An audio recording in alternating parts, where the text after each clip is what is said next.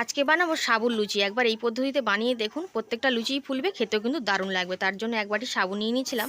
শুকনো খোলায় একটু সাবুটাকে ভেজে নিচ্ছি। 3 থেকে 4 মিনিটের মতন ভেজে একটু ঠান্ডা করে মিক্সির জারের মধ্যে দিয়ে নিয়েছিলাম। খুব ভালো করে মিক্সির জারের মধ্যে ঘুরিয়ে একটা মিহি পেস্ট বানিয়ে নিয়ে দিয়ে দিলাম 1 বাটি পরিমাণে ময়দা, 1 চামচ চিনি, স্বাদ মতন লবণ এবং চিলি ফ্লেক্স। আর দিয়ে দিচ্ছি 2 চামচ মতন সাদা তেল। সব কিছুকে একসঙ্গে দিয়ে খুব ভালো করে মেখে নিতে হবে।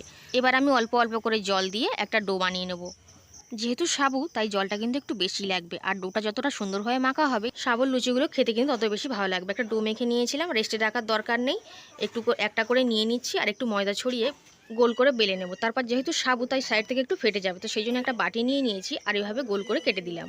প্রত্যেকটা লুচি এভাবে তৈরি করে নিয়েছি। কড়াইতে তেল দিয়ে দিচ্ছি, তেলটা গরম হলে একটা করে লুচি এভাবে দিয়ে নিচ্ছি। উনানের জালটা কিন্তু হালকাই রাখতে হবে, রেখেই কিন্তু ভেজে নিতে হবে, হাই ফ্লেমে রেখে কিন্তু ভাজা যাবে না। এইভাবে আমি প্রত্যেকটা সাবুর লুচিকে ভেজে নিচ্ছি। এই লুচিগুলো আপনারা যে কোনো নিরামিষ দিনে বানিয়ে খেতে পারেন, খেতে দারুণ হয়।